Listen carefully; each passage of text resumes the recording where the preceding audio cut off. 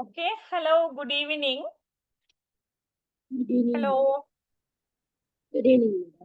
Okay. So, I have no idea whether there are some more students to join.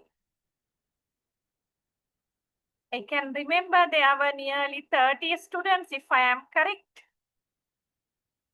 Yeah, ma'am.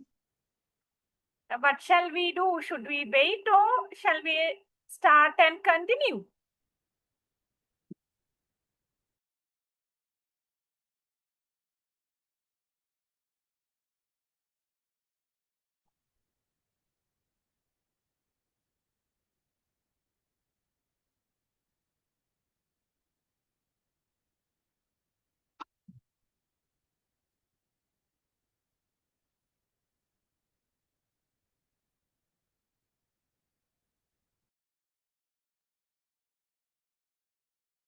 Okay.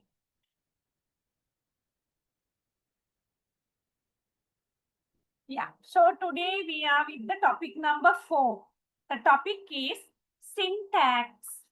According to the syllabus, the topic is syntax. So, putting words together, syntax. Okay, you might have learned about syntax early. Tell me whether you have studied this. Have you studied syntax early? Yes, ma'am. Yes, okay. So with this lesson, you can refresh your memory about syntax, and if something has been forgotten, you can remember them. Okay. Just read and get some idea.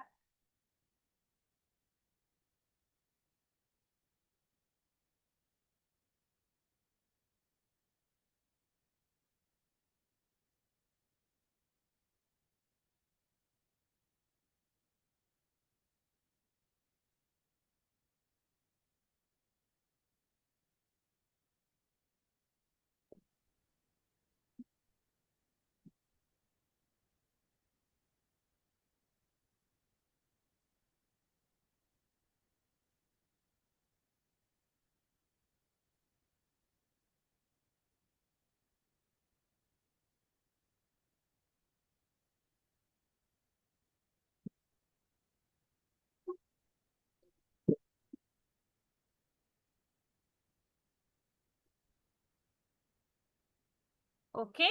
Did you read what it is?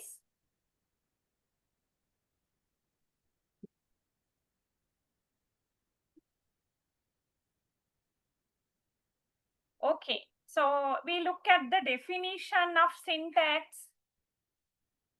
Yeah. Syntax is coming under linguistic. So it is a branch of linguistic, and syntax studies how words and morphemes are combined to form larger, well-structured linguistic units. Okay, in the earlier lesson, I hope you all can remember we studied about morphology. Morphology, the last week, we learned about morpheme. And then under that we got to know morpheme is morphology is the study of words. So now we have completed it. So here we are going to study how words and morphemes, you know what morpheme is, the smallest meaningful unit, how they are going to be combined to form larger linguistic units. And these larger linguistic units are actually phrases, clauses, and sentences. Okay, check whether you got the idea. In the previous lesson, we studied about words, how words are formed. Now we are going to study using these words, how we are going to form larger linguistic units like phrases, clauses, and sentences. Is this clear to you?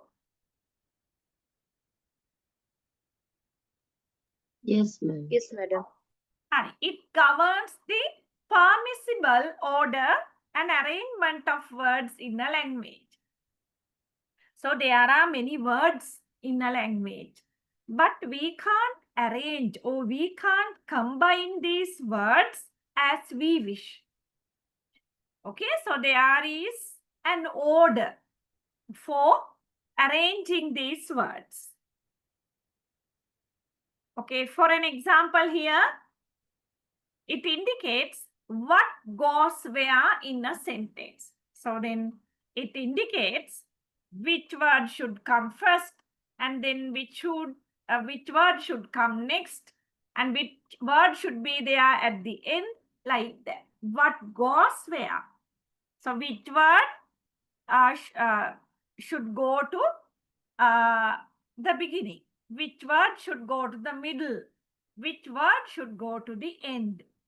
And all these things are discussed under syntax.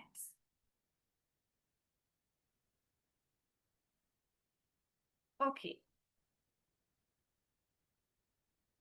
Distinction from other linguistic fields. So how syntax differs from morphology, semantic, what else? Yeah, morphology, semantic. Okay, we'll understand. So syntax is a different area. How it is different.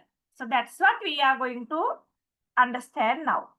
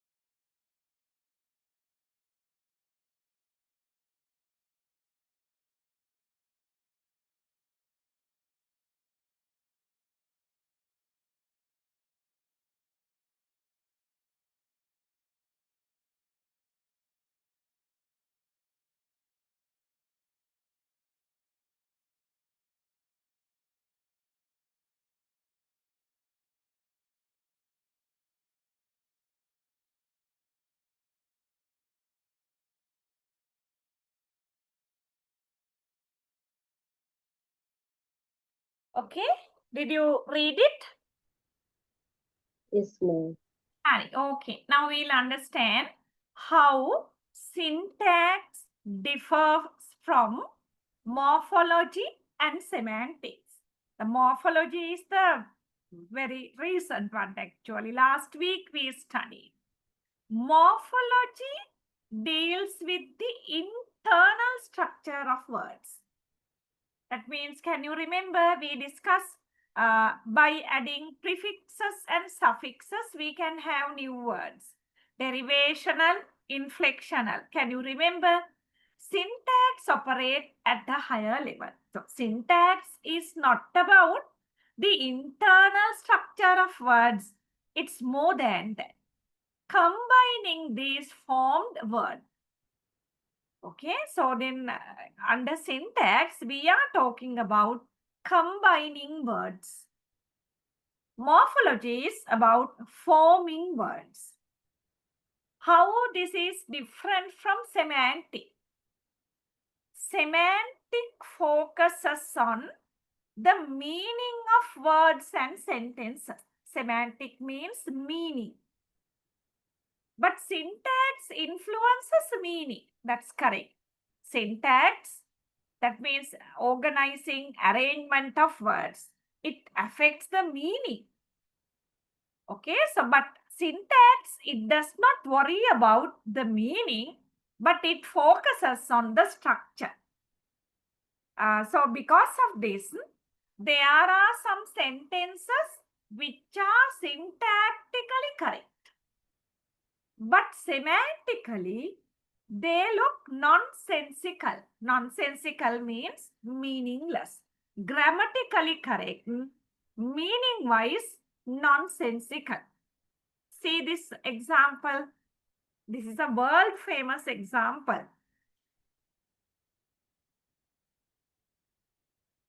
Colorless green ideas sleep furiously. What is the subject? What is the subject of this sentence? Tell me. Ideas. Idea. Colorless green ideas. Okay, idea. Sorry. What is the verb? Sleep. Sleep. Sleep. So then ideas, that is plural. So there is a plural verb. What is furiously?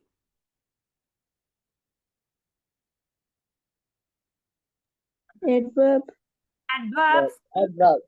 Adverbs, correct. Colorless green. What is that? What are they? Adjective. Adjectives. Okay, now you understand. You easily recognize the components of this sentence. Colorless green, they are adjectives. Colorless green ideas, the whole thing is the subject. Sleep is the verb. Sleep is a plural verb. Subject is also plural. Furiously, that is an adverb. Okay, this is 100% grammatically correct. But does it contain a meaning or else does it look nonsensical?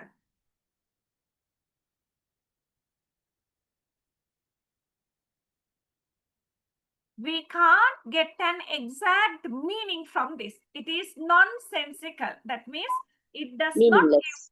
give meaningless. Exactly. Okay, so you should know they are grammatically, syntactically correct sentences, but still they are semantically wrong. And we go to the next one.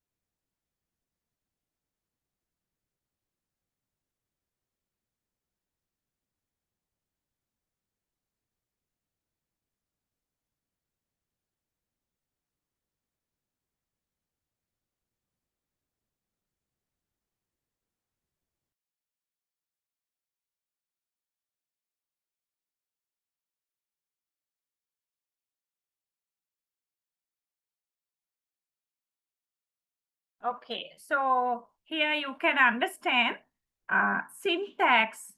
They are just like the blueprint or architectural plan for building linguistic structure. So when we are building a house, when we are constructing a building, it's very important to have a blueprint and architectural plan. So that is why we meet architect and get a plan drawn. Okay, just like that. Sentence needs a coherent syntactic structure to stand. So actually in a language, there should be a system to arrange words into sentences. Otherwise, words will be meaningless. Did you get that?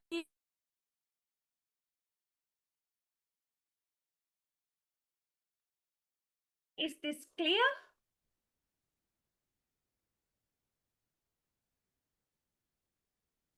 Yes, madam. Okay, so now you might have got some idea about syntax. Okay, there are many more things to study under syntax. Sorry. Why study syntax? It's in short form. Okay, that means we are going to discuss the importance of syntax. Okay, just get an idea.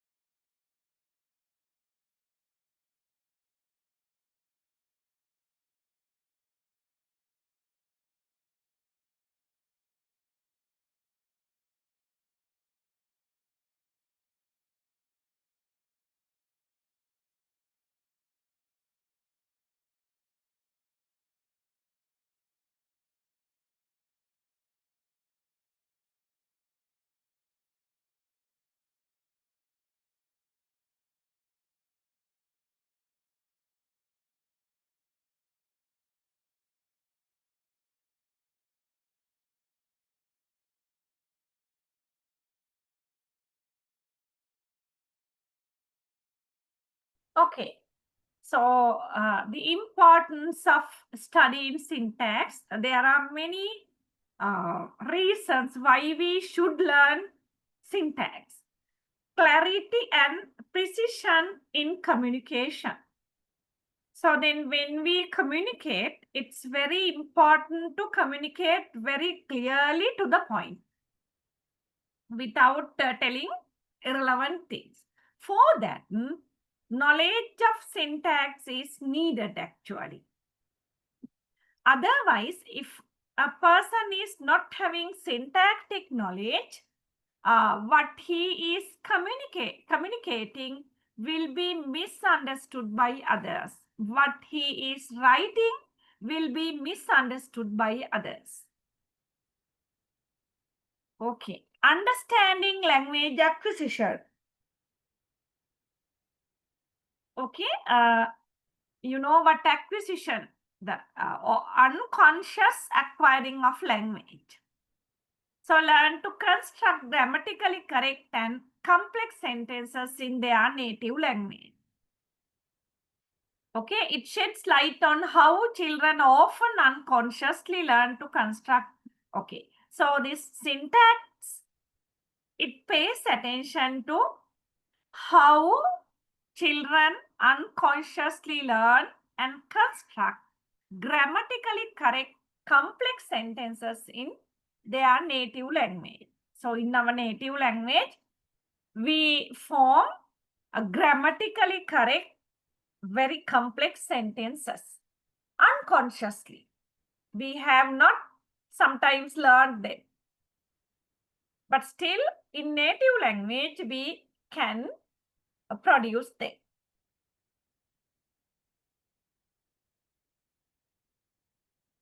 Okay, read this also.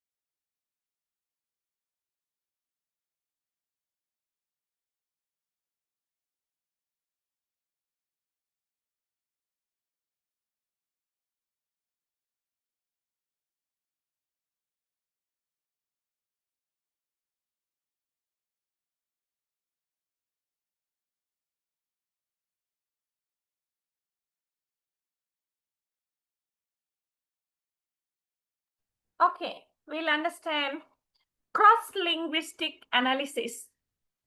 So there are different languages in this world. If we take our close country, adjoining country, India, it consists nearly 1,000 languages, 800 to 1,000 languages. Okay, so when we study syntax of a language or many languages, we can get an idea about unique language specific variations. So what are the similar things in these languages? What are the differences between among languages that can be understood when we are having a very good syntactic knowledge? For an easy example, I will say. So we have a very good idea about the difference between English language and our mother tongue, maybe Sinhala or Tamil. So we know in Sinhala, the subject verb order is subject, object, verb. The we Sinhalese, we put verb at the end. I think even Tamils are like that. I am not 100% sure. But in English language, verb goes soon after the subject. SVO.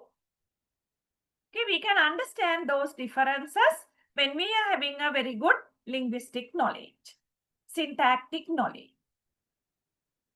And then computational linguistic and artificial intelligence. So everyone is talking about artificial intelligence, AI.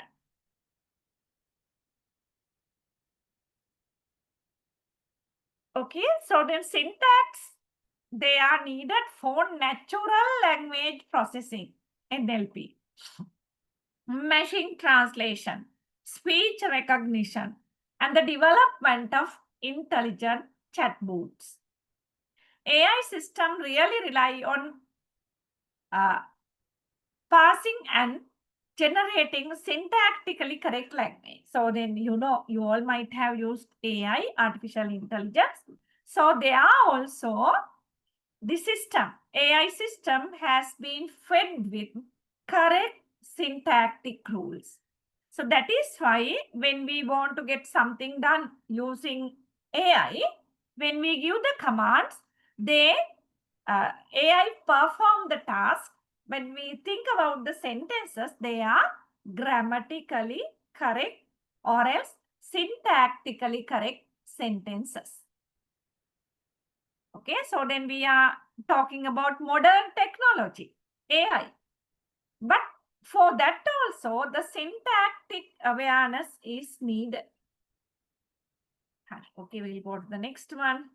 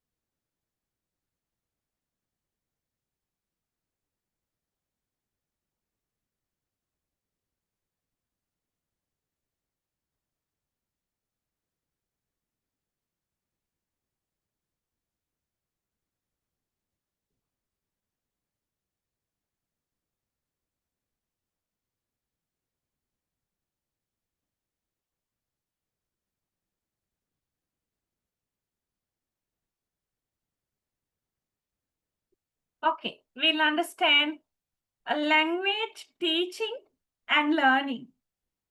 So in the field of language learning and teaching, so you are also related to the field, I suppose. So systematic language teaching and learning needs a framework for understanding, identifying and correcting grammatical errors for both native and second language learners. So it has been very necessary to have a very good knowledge about syntactic function. So then only we can use error-free language, both native and second language. Okay, in the field of teaching and learning, syntax plays a major role because we teach syntax to the students. Under grammar, what we are teaching, they are coming under syntax. If you think about how you learn this English language, basically using syntax. Then literary analysis.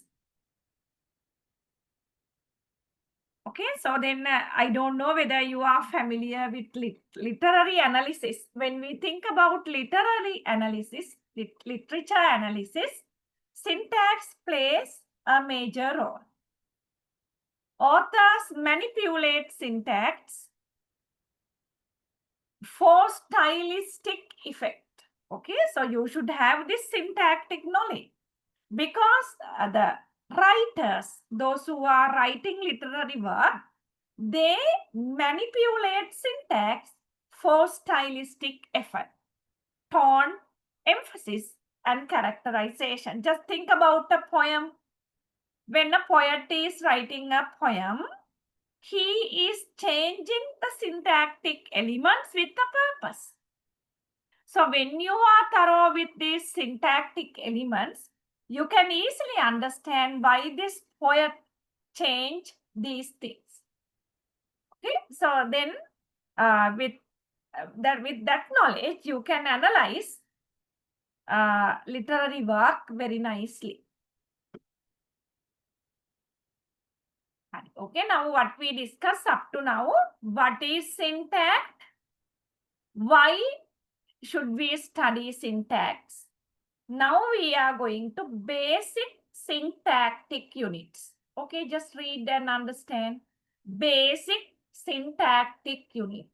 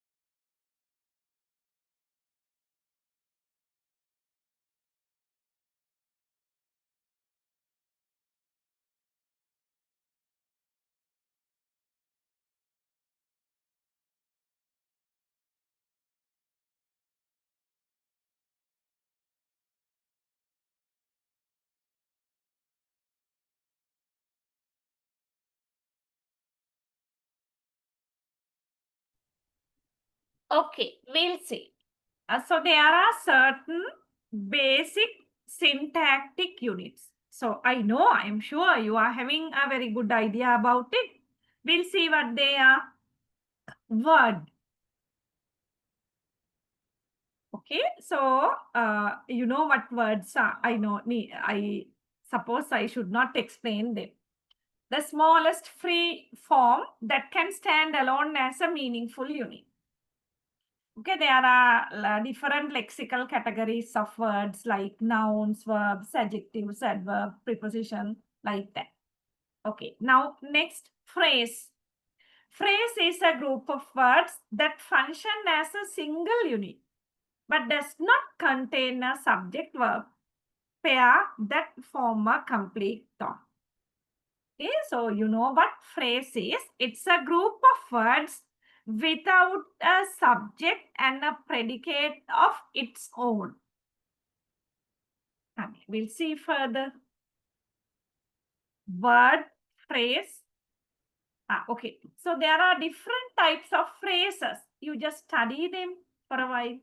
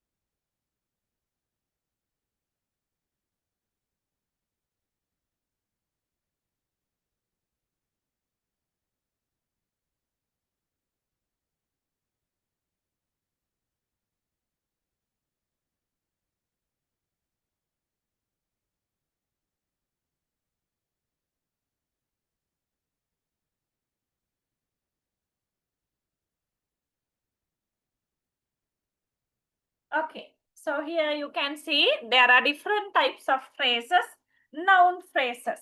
You have learned these things, I suppose. In a noun phrase, the head word of a phrase is a noun. The old house is the head word. My best friend is the head word. So they are noun phrases. Verb phrase, headed by a verb, ran quickly, will be singing. Then adjective phrases headed by an adjective, very happy, quite tall. Adverb phrases headed by an adverb, extremely slow, extremely sorry, right here. Then prepositional phrase begins with a preposition and includes an noun phrase, example, the garden, with great enthusiasm. So these are phrases type, noun, verb, adjective, adverb, prepositional. Okay, now we spoke about word, phrases, then clauses. Yeah, just read.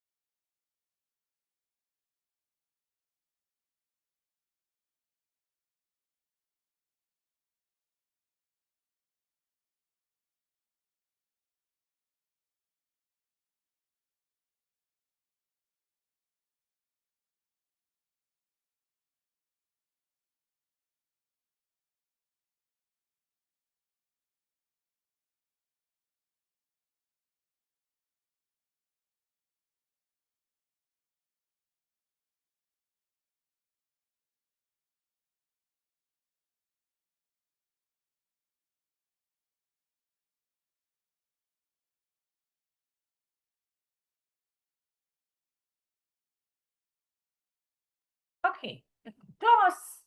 So what we are talking about, basic elements of syntax, word, phrases, clauses. You know what clause? A phrase is a group of words without subject and predicate of its own. But a group of words that contains both subject and predicate, they are called clauses. So in a phrase, we can't see a verb. But in a clause, definitely there is a verb. Okay. So there are two types of clauses. You might have learned them. If you haven't learned, tell me. Independent clause and dependent clause, or else main clause and subordinate clause. Independent clause can stand, as the name denotes, stand alone as a complete sentence and express a complete thought. See the example, she sings beautifully. That is an independent clause. It does not depend on anything. So dependent clause contains a subject and a verb, but cannot stand alone as a complete sentence. It relies on an independent clause for full meaning. Dependent clause cannot convey a meaning alone. To convey a meaning, it should join an independent clause. But independent clause is not like that. It does not depend on anything. See, she sings beautifully, independent. When he arrived, she sings beautifully. So, she sings beautifully. When he arrived, that will become dependent. She sings beautifully, independent. Are you clear with clauses, independent and dependent clauses? Yes, madam. Okay. Then comes sentence. Sentence is a complete thought, typically containing at least one independent clause. Normally, in a sentence, there is one independent clause. And here. Okay, just read.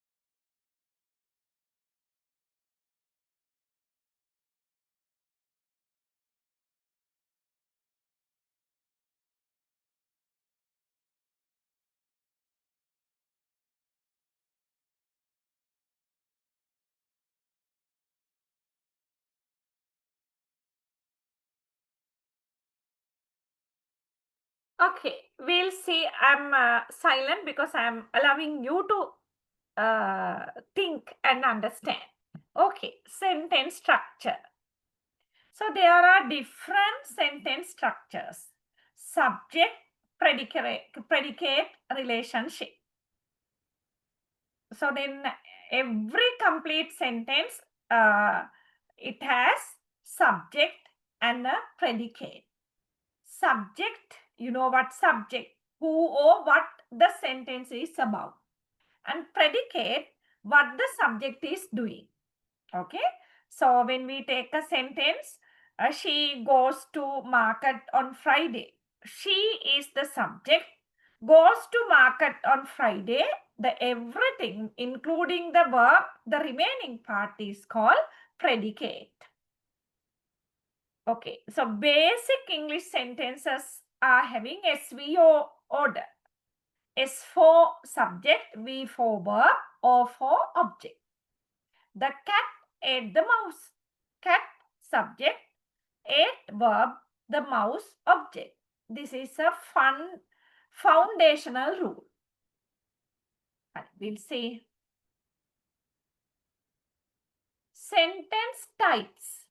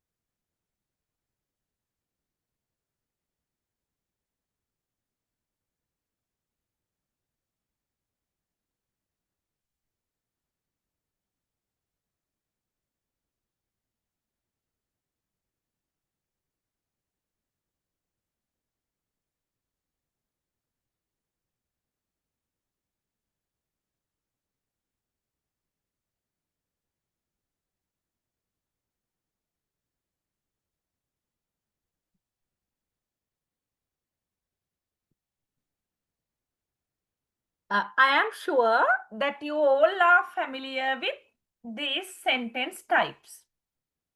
Okay, so then these types are according to the purpose and the function. And if you do not have a proper idea about these sentences, you just tell me. At least put a message into the chat box. Declarative sentences.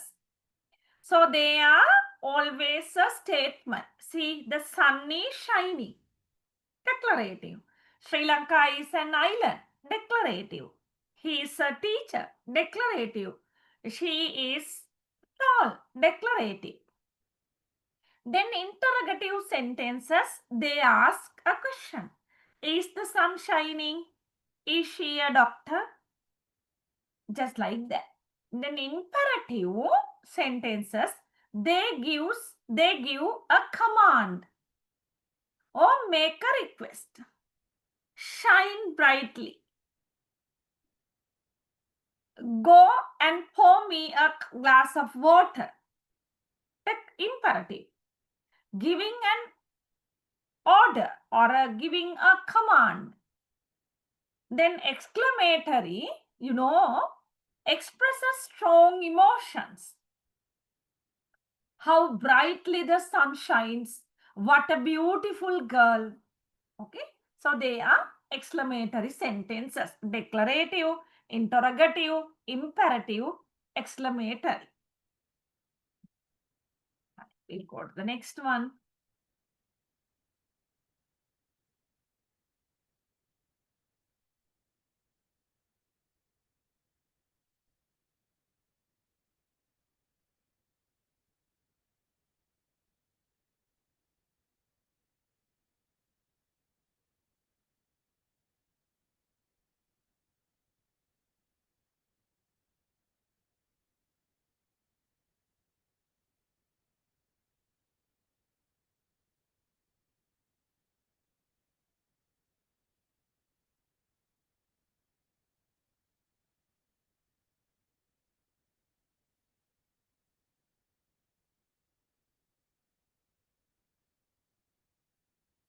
Okay.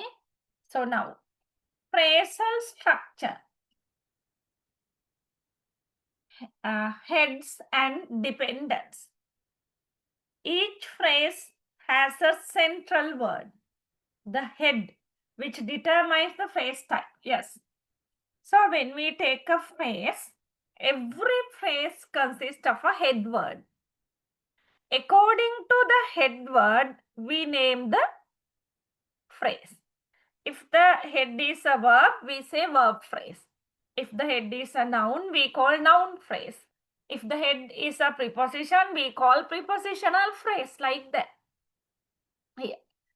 In the cat, cat is the head word, so noun phrase. In ran quickly. Okay, so here the head word is verb phrase. In the garden, in this, the head in, that is a prepositional phrase. Next.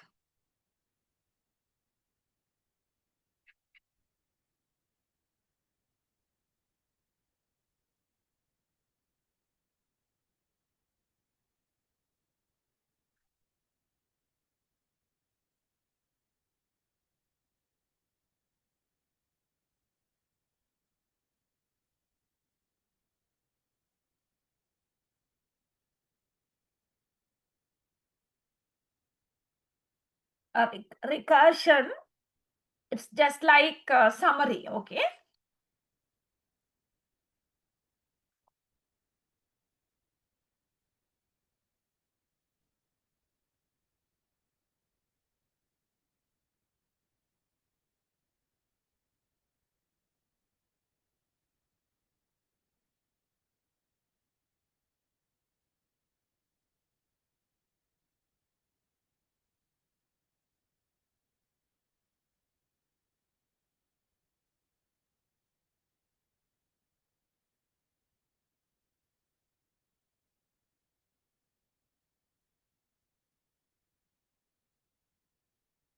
Okay, a key property of syntax allowing phrases to be embedded within other phrases. Leading, yes. So because of syntax, we can allow phrases to be embedded within other phrases. Okay, so here you see the example, the man with the red hat who lives in the house by the river. See how many words are there to describe this man? The man with the red hat. The man who lives in the house by the river. Okay. Clause structure. Okay, just see.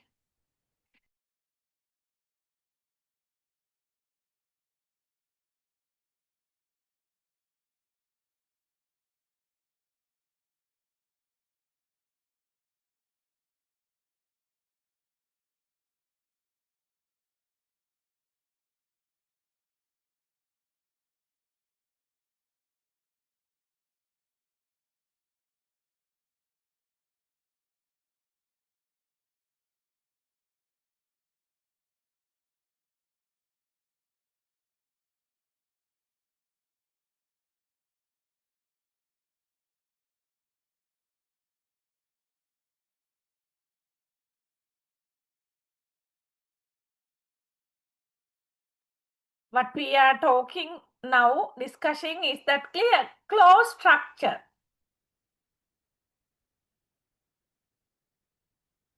Okay.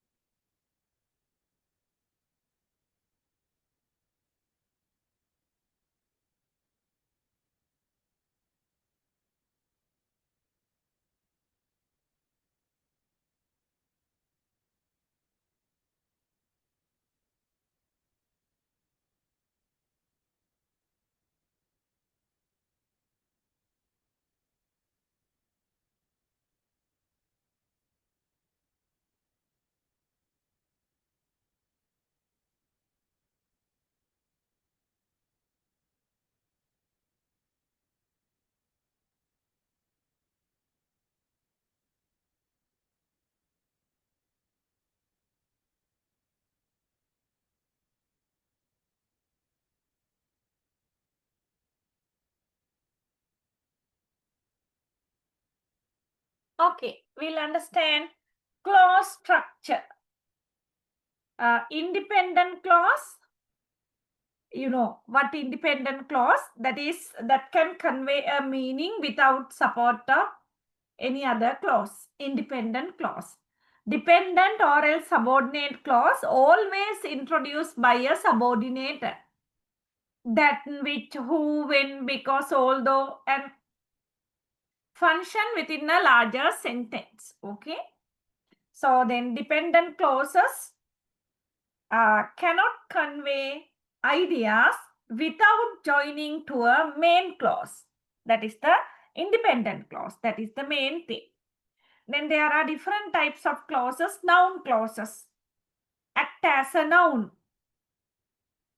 A noun means it can act as a subject, object, complement. I know that she is kind. Tell me, I know that she is kind. What is noun clause?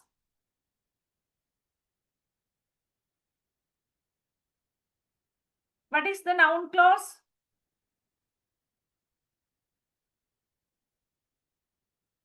Is it difficult?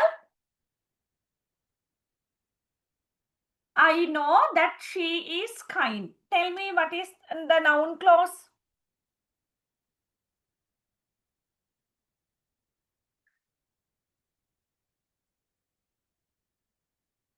At least put a message, the answer to the chat box if you can't talk.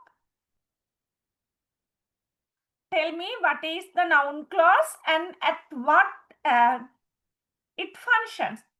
It functions as what? Okay, there is a message. I know that.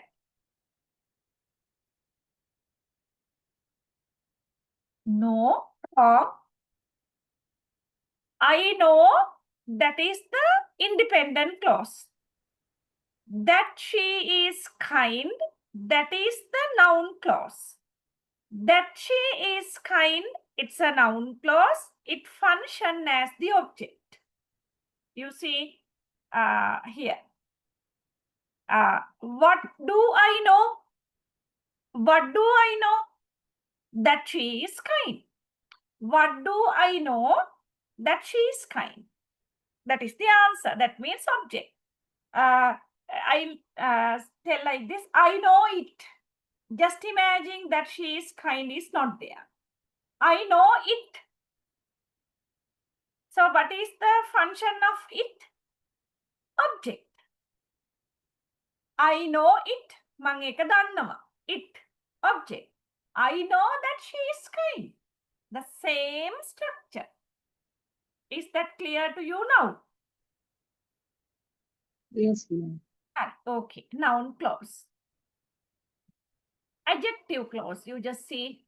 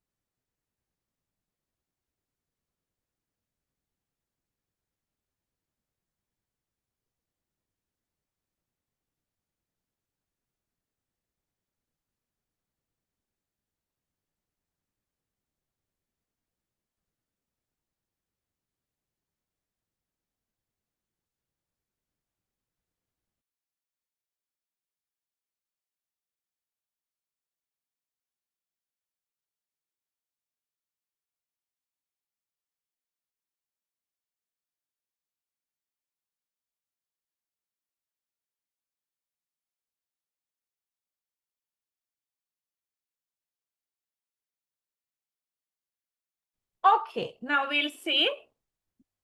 Earlier one, it was noun clause. So this one, adjective clause. Adjective clauses modify nouns or pronouns. And usually, normally, adjective clause can be with the relative pronoun. Here you see, the book that I read was interesting. Okay, so here, what is the noun? The book. And which book? That I read. So, using the relative pronoun that I read, this book is modified. The book that I read was interesting. Which book was interesting? The book that I read. So that is adjective clause. So I am just writing them here only because we are not going to do adjective clauses. So we are struggling with time. So with this simple example, you can refresh your knowledge about adjective clauses. A noun clause does the function of a noun. Adjective clause does the function of an adjective. Adverb clause modify verbs, adjectives, or adverbs. See, when he arrived, I left. When did I leave? When he arrived. When he arrived, it's an adverb clause. Adjective clause, adverb clause, noun clause. So these are the clause structure. Independent clause, dependent clause. They are the basic type. Independent, dependent. So then other ones are noun clause, adjective clause, adverb clause. All these clauses are having independent and dependent clauses. Is that clear to you?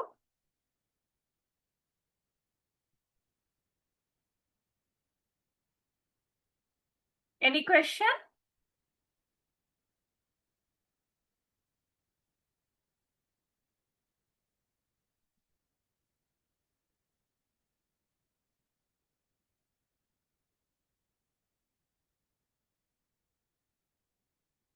Can I Clear, move? madam.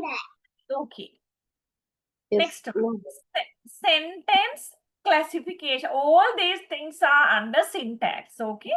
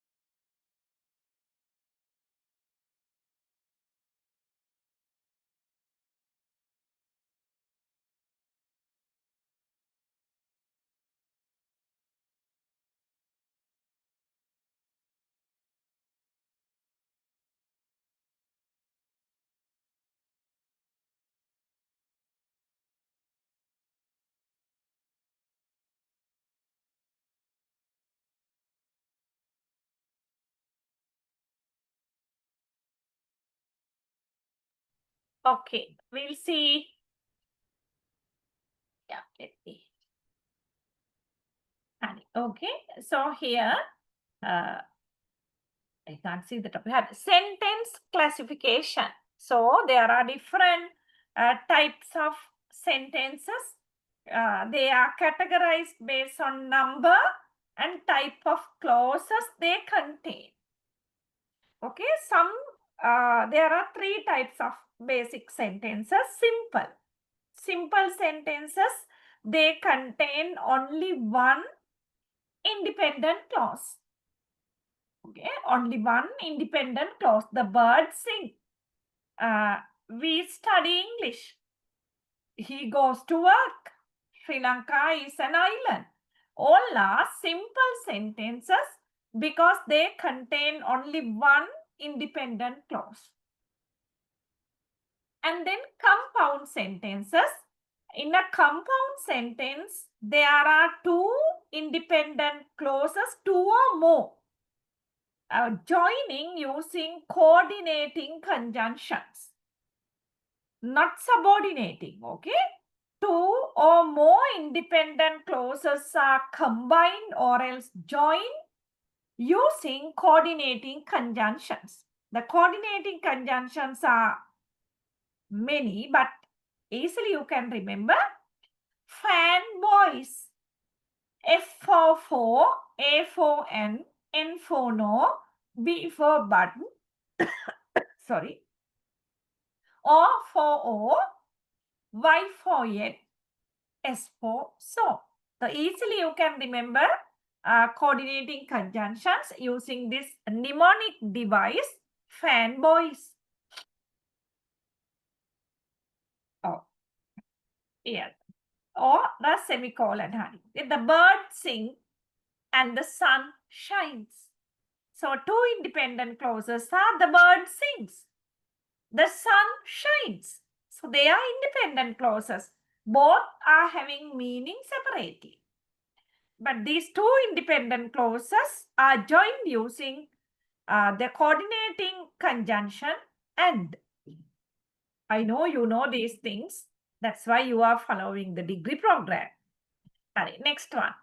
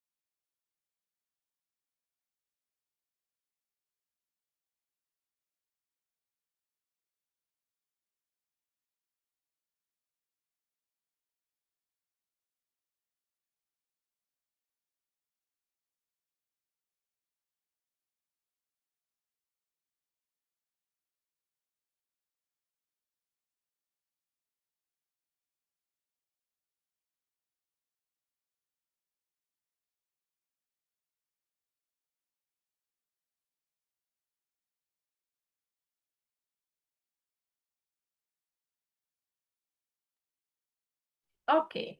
Complex sentences. Okay, so then now you have learned about simple and compound sentence. Now complex. So complex sentence contains one independent clause. It's not two, only one. And one or more dependent clauses. When the sun rises, the birds sing. Okay, so simple, compound, complex. In addition to that, we can say compound complex. That means they contain two or more independent clauses and one or more dependent clauses. When the sun rises, the bird sings and the day begins. Okay, they are very easy things. Right, next one, you just see here.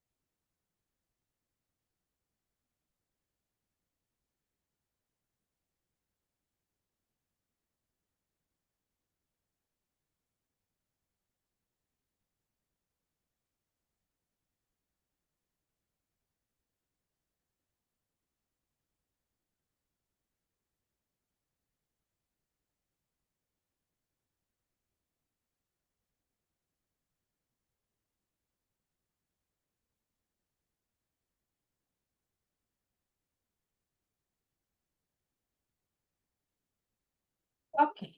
So syntactic rules and principles.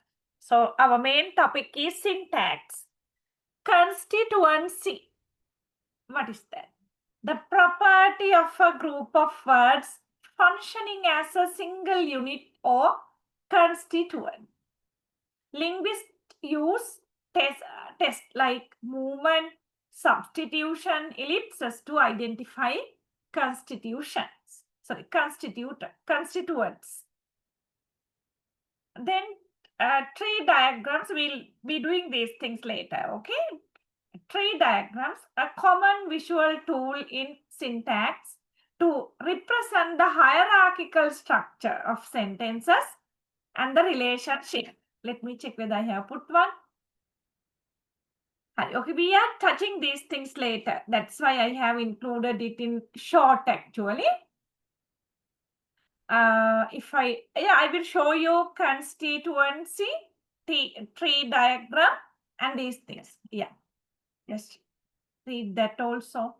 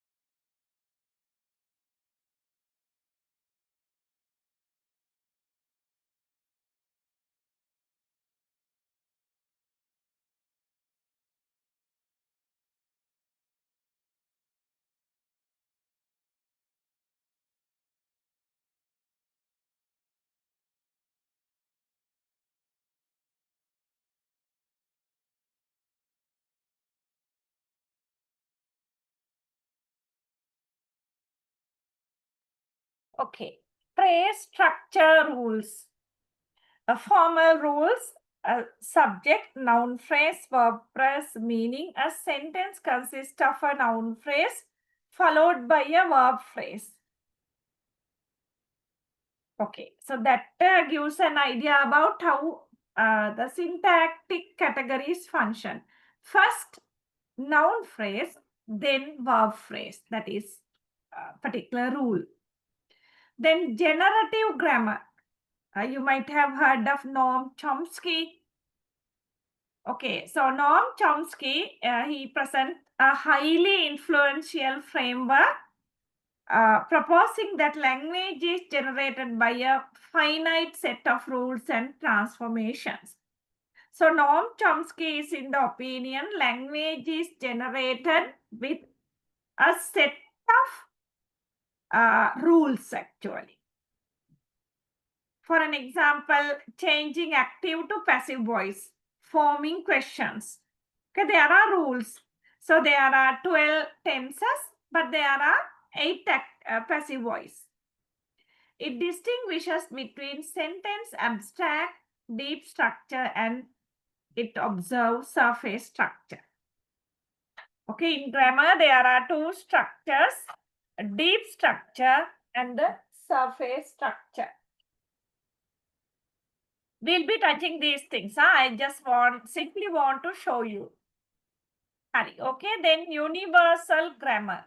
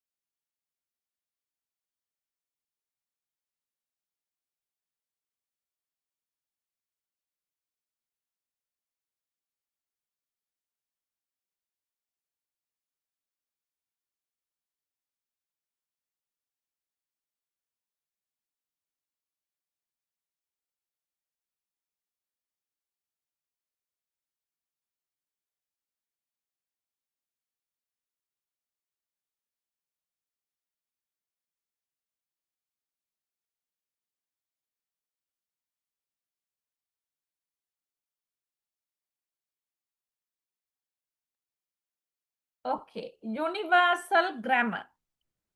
Chomsky's theory, Noam Chomsky, suggests that human brains, our brains are born with an innate linguistic capacity. If a human being was born as a normal human being, definitely she is having a innate ability to learn a language.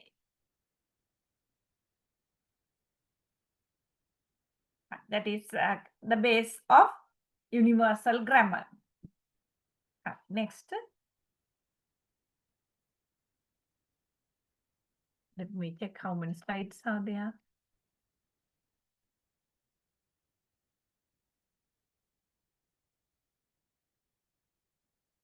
A few more slides. Okay, for today.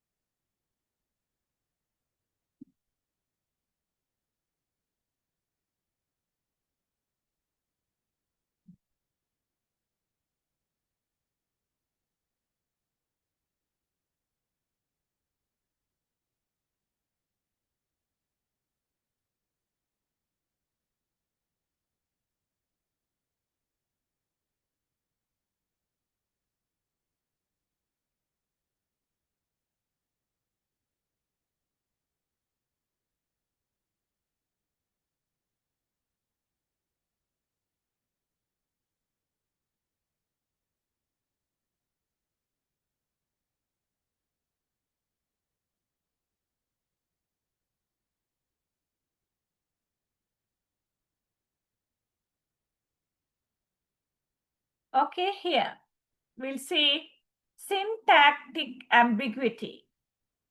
Here the meaning is actually, so the syntactic ambiguity occurs when a sentence grammatical structure of a sentence allows for more than one possible interpretation. Okay, when we take certain sentences, one example is here. So we can have different interpretations. And there are types of syntactic ambiguity, attachment ambiguity. See this sentence, I saw the man with the telescope. So what are the different viewpoints? Is this person I saw this man using a telescope? Or else the man in the sentence was holding a telescope. Okay, did you get these two ideas here? One is whether the speaker saw a telescope to see the man, or else the man in this sentence is holding a telescope. So there are two ideas. We don't know exactly what it is. Honey, next.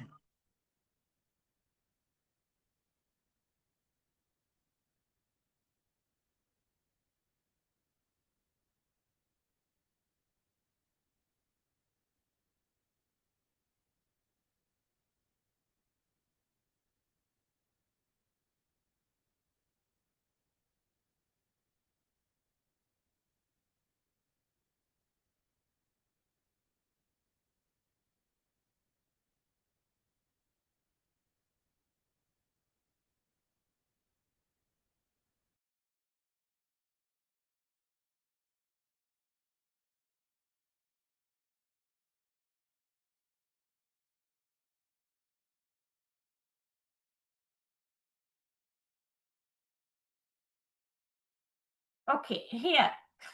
Coordination ambiguity. We'll see.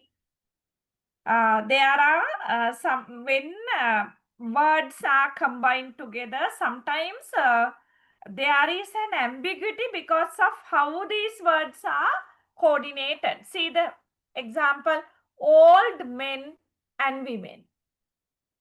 How do you feel? Or who are old? Is it men or both? So sometimes it is ambiguous. Old men, it's men, not women. Women may be middle age, old men and women. Or else both men and women are they old? We don't know. Okay, so resolution, the conclusion, context, intonation, and semantic plausibility usually help native speakers resolve such ambiguous unconsciously.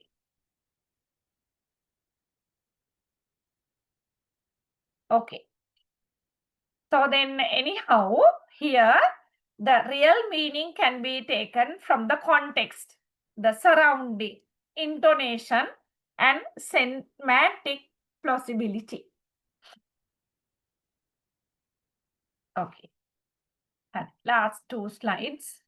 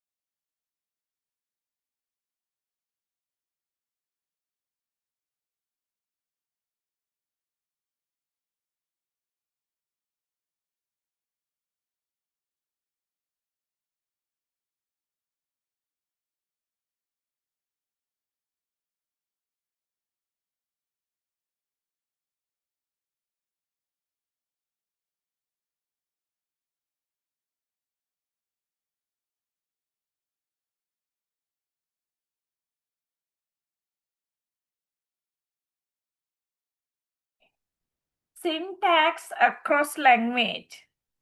Word order variations. When we think about languages, different languages, there are different word order organization. We know English, SVO, we go home, we eat rice. Japanese, Korean, here you like, if you like, you can put even Sinhala, Tamil. SOB, api kanawa bat. English, api bat kanawa, SVO. SOV, api kanawa bat. Some countries like Irish Arabic, they say kanawa, api bat. Verb, subject, object. So there are different word order. And then case marking means some languages use grammatical cases, nominative, accusative, dative. There are different cases marked on nouns,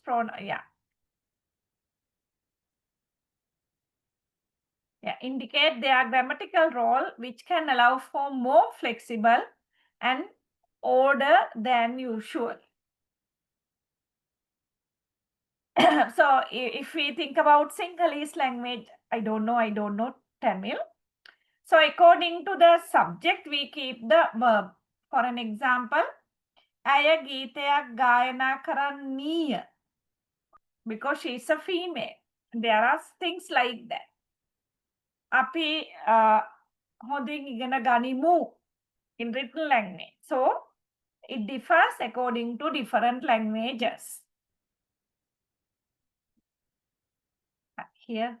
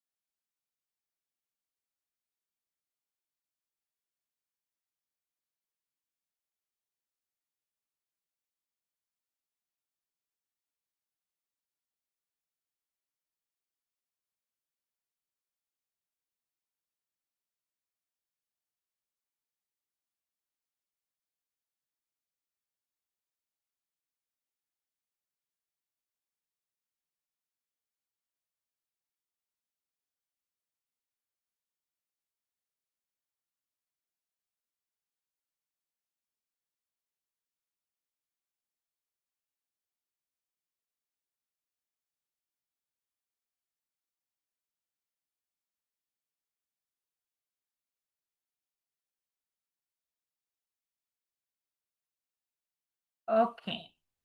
Head initial was head final. Language tend to be consistent in whether the head of a phrase comes before or after its dependence. So English is mostly head initial. Verb precedes object.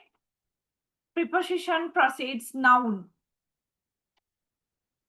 Okay, so in language, normally noun, the head initial language. Syntactic universals. Despite variations, there are likely underlying universal principles or tender.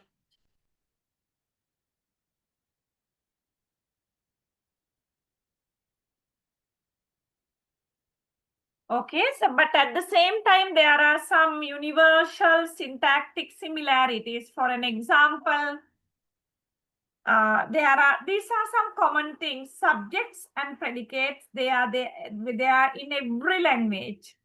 Ability to form questions or negations, question form, negative form, they are also very common in languages. Okay, so we simply started syntax only.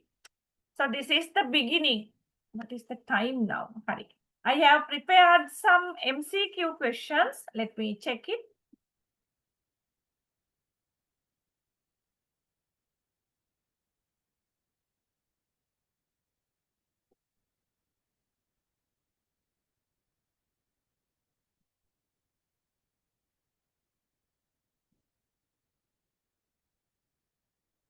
Okay.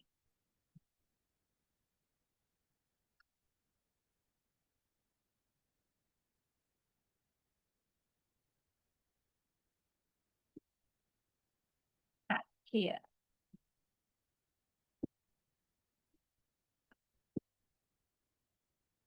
Okay, let me share it. You can answer.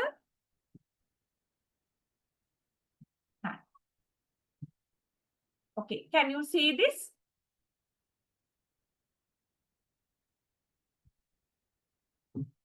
And we will do little here. We are not doing all, but some. Okay. What is syntactic primarily concerned with?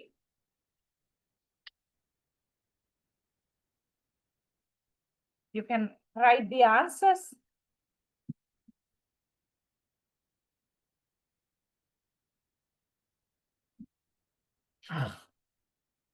Yeah, you have answered.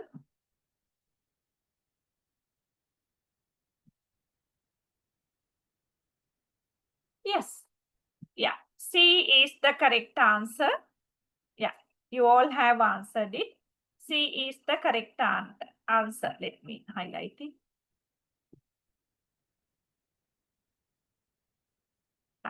Number 2.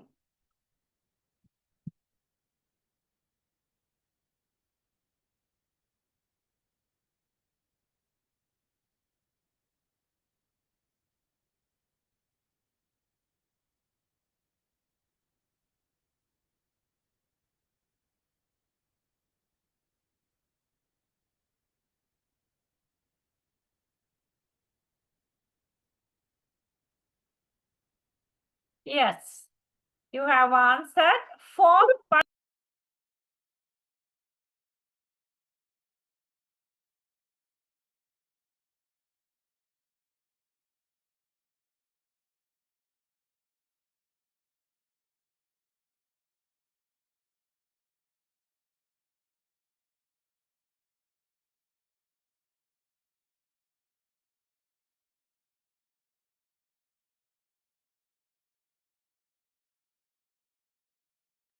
Okay, yes. D is the correct answer. Yeah, I will highlight it. What is happening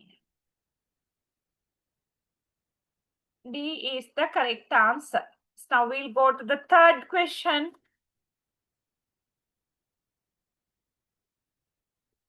Let me highlight it. Okay. You just find the answer for the third.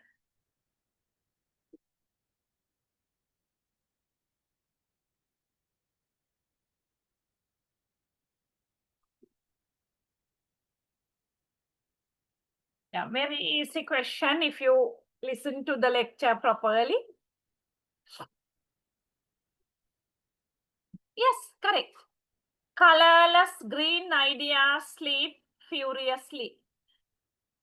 This is syntactically correct, but semantically incorrect.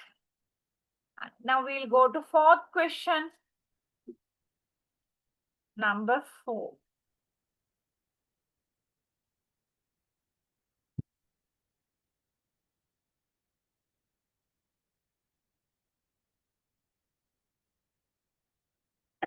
See number 4.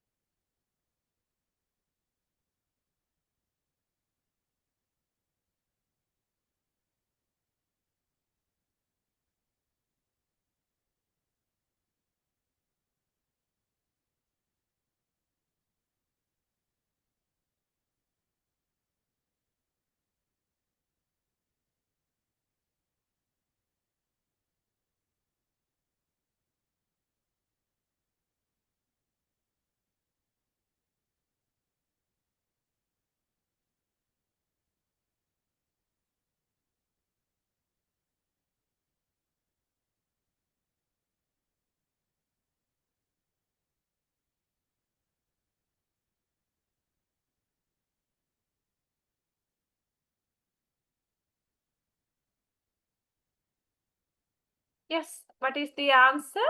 Okay, let me check. Yes, correct. Answer C is the correct one. Let me highlight it. Okay, question number 5.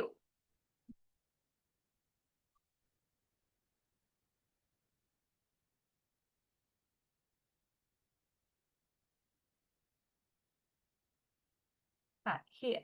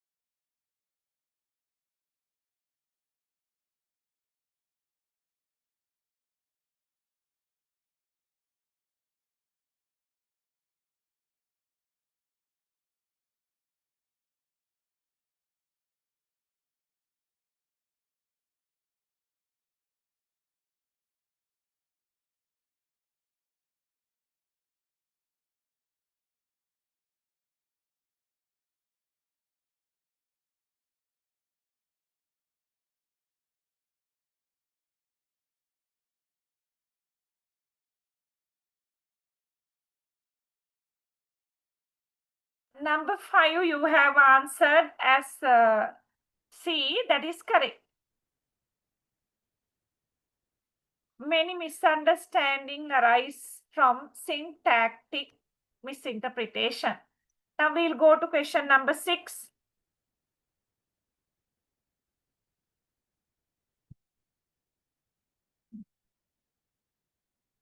Okay, question number 6.